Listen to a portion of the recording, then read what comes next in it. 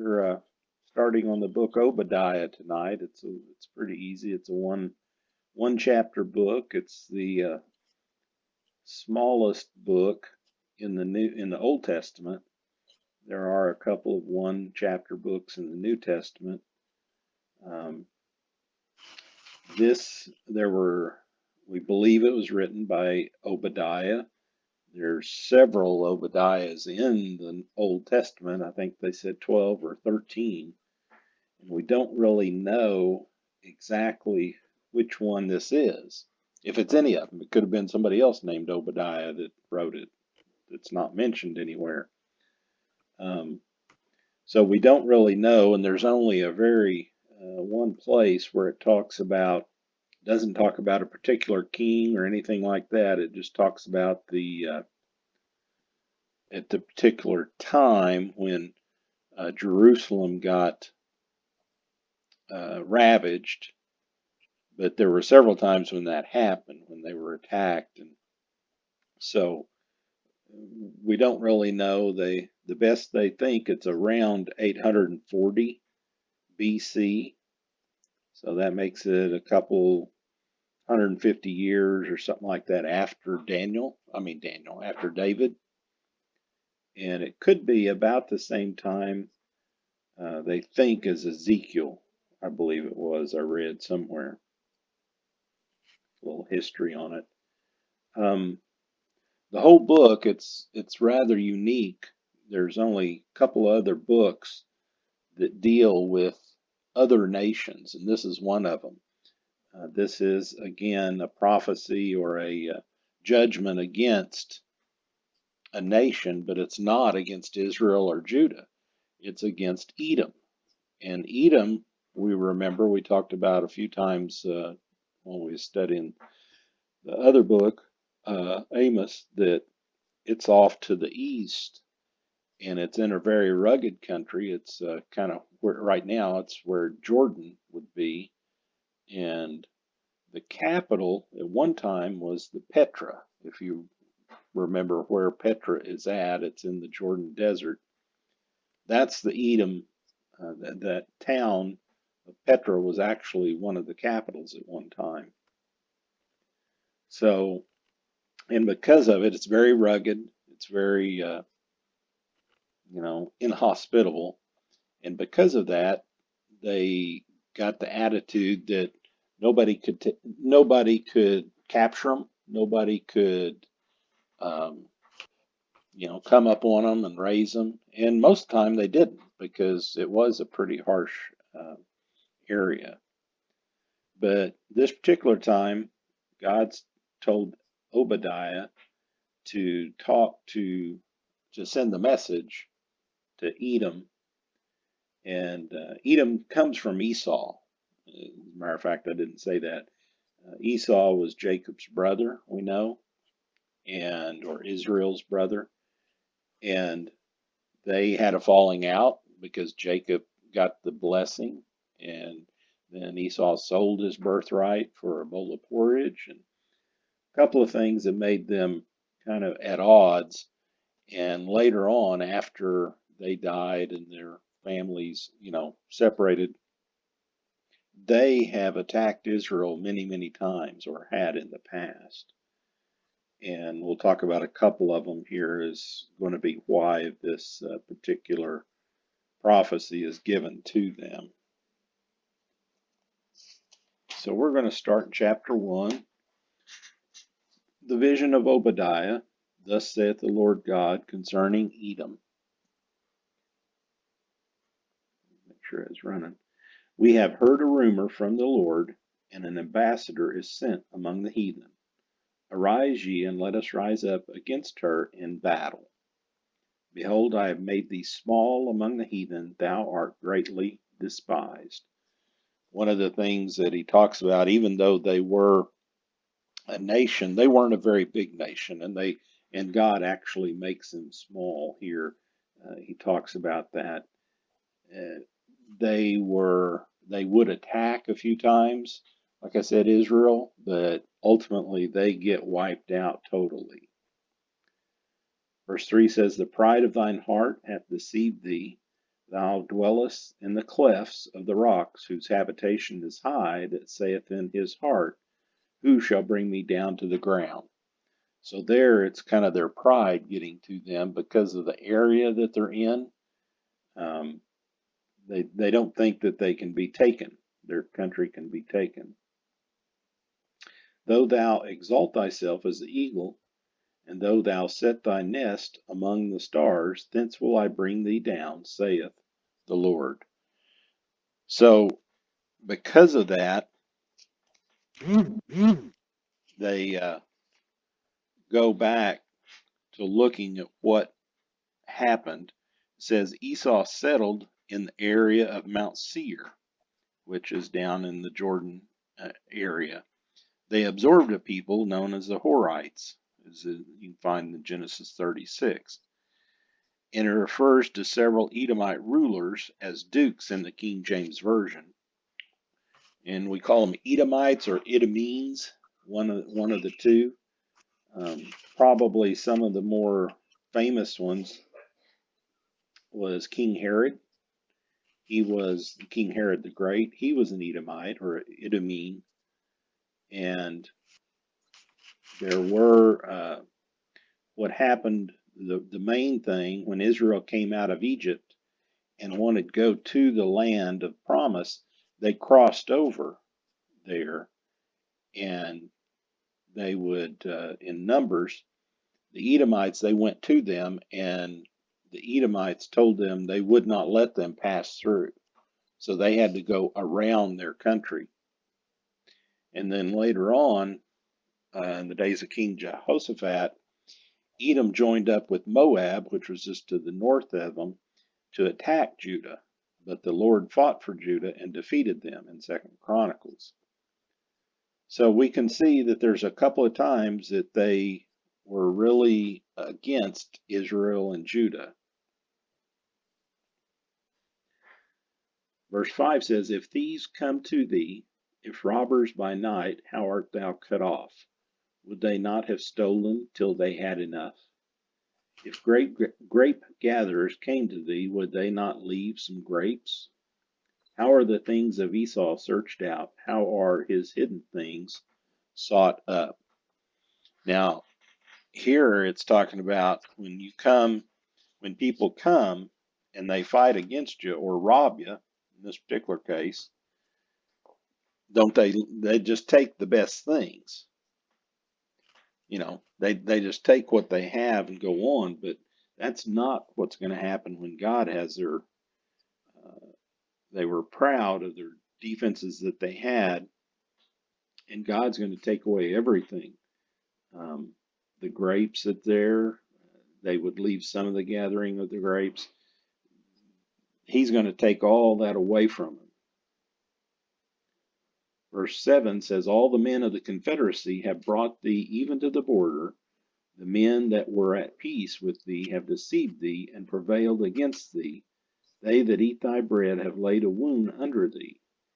There is none understanding in him. Shall I not say in the day, saith the Lord, even destroy the wise men out of Edom, and understanding out of the mount of Esau?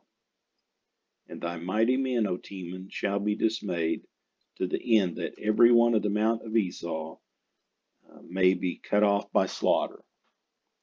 So that's the prediction that's going to happen to the country of Edom.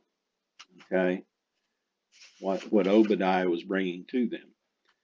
This particular case, we don't see that as we was reading through Amos last time, the last few weeks, and we've been covering it. God would relent. He would say, "Okay, I'll not do this if you'll humble yourself and repent." He doesn't say anything about that here. He's telling them, because you've had your chance and you have fought against my people, Israel, you're going to have to suffer the consequences. What would be modern day Edom? Jordan, in the Jordan area. Okay. So it's kind of to the, if you know, Israel's right here, and you're looking backwards. But if Israel's right here, it'd be off to the east. Okay. So if you have a map there where you can look at it, it says, "For thy violence against thy brother," these are the reasons why the judgment's coming. "For thy violence against thy brother Jacob shall cover thee, and thou shalt be cut off from ever." So it goes all the way back to the problems they had with Esau and Jacob. "In the day that thou stoodest on the other side, in the day that the strangers carried away captives, his forces and foreigners entered into his gates and cast lots upon Jerusalem, even thou wast as one of them." As I said, they joined forces with Moab and overtook them and went up to Jerusalem to capture them. And when they were captured, then they didn't just, they made fun of them. They reviled them. They rejoiced at that happening. Um, just, you have to go back and read it, but it's just crazy what they did um, to one of and they're actually related to them. It's a distant relationship, but still yet they are related to them. "But thou shouldest not have looked on the day of thy brother in the day that he became a stranger, neither shouldest thou have rejoiced over the children of Judah in the day of their destruction. Neither shouldest thou have spoken proudly in the day of distress. Thou shouldest not have entered into the gate of my people in the day of their calamity. Yea, thou shouldest not have looked on their affliction in the day of their calamity." Oh, I read that. "Nor have laid hands on their substance in the day of their calamity. Neither shouldest thou have stood in the crossway to cut off those of his that did escape. Neither shouldest thou have delivered up those of his that did remain in the day of distress."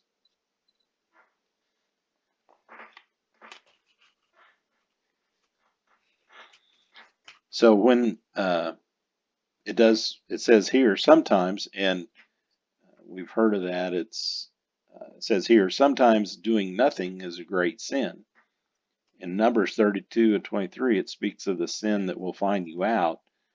The sin it speaks of the sin is the sin of doing nothing here. Edom actually did worse than nothing. They rejoiced over another's misfortune and suffering and used it as an occasion to exalt themselves. It said, "When you stood at the crossroads to cut off those who escaped," the final progression of Edom's sin was worst of all. They joined the attack against Judah. When they encountered people from Judah fleeing southward, they killed them or cut them off or gave them over to the enemy as prisoners. Sin proceeds by degrees. Neither is any man at his worst at first. It says, first they did nothing. Then they rejoiced in their distress. Then they took advantage of their vulnerable state. Then they joined in the violence against God's people. We can kind of see that happening now in today's world. It just seems like somebody strikes a note and everybody starts joining in, and then it gets worse and worse, and somebody, lashes out, and then everything breaks loose. You have riots on your hand and everything else. So the results of the judgment starts with 15. The first 14 verses are kind of the predictions and the reason, and then the last two, the last section, 15 through 21, is the results of the judgment. "For the day of the Lord is near upon all the heathen. As thou hast done it, it shall be done unto thee. Thy reward shall return upon thine own head. For as ye have drunk upon my holy mountain, so shall all the heathen drink continually. Yea, they shall drink, and they shall swallow down, and they shall be as though they had not been. But upon Mount Zion shall be deliverance, and there shall be holiness, and the house of Jacob shall possess their possessions. And the house of Jacob shall be a fire, and the house of Joseph a flame, and the house of Esau for stubble. and they shall kindle in them and devour them, and there shall not be any remaining of the house of Esau, for the Lord hath spoken it. Now, if you go back and read through in the latter portion, that they did join to try to fight against the Romans in 70 AD. They joined Israel or Judah to fight against the Romans. That particular time, they got wiped out. And today, as far as they know, there are no Edomites. They wiped everybody out when the Romans came through, and they trashed them. They took Jerusalem. That's when they turned it upside down, broke down the walls, burned it with fire. And then they went over to Edom and killed all the people that was there that they could find. So even Rome, Rome was a powerful force at that particular time, and they just completely wiped them out. Said they were crushed by Rome, never to be heard again as a people. The predictions came through, and you just won't find an Edomite today. Anybody that claims to be an Edomite. Verse 19 says, "And they of the south shall possess the mount of Esau, and they of the plain the Philistines, and they shall possess the field of Ephraim, and the fields of Samaria, and Benjamin shall possess Gilead. And the captivity of this host of the children of Israel shall possess that of the Canaanites, even into Zarephath. And the captivity of Jerusalem, which is in Sepharad, shall possess the cities of the south. And saviors shall come up on the Mount Zion to judge the mount of Esau, and the kingdom shall be the Lord's." So what all they had is basically they would be taken over by Jerusalem, by Judea, and they have been for the most part in this late particular time when Israel was carved out from what was called the nation of Palestine that time. Then they also chose up, or they had Jordan, because before it was what they called Transjordan. And so at that particular time, they split all that up. But during this time, when when they were conquered, they conquered everything they had.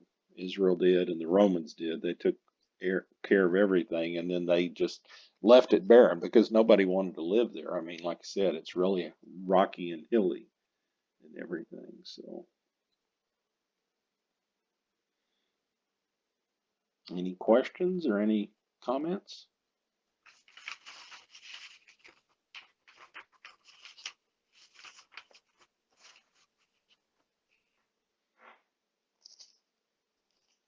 Well, we have covered, the next book is Jonah, but we have covered that before. So we're going to jump over to the book of Micah. I don't think we've covered Micah. So we'll start next week on chapter 1 of Micah. Guess I'll see y'all next week then. Okay. All right.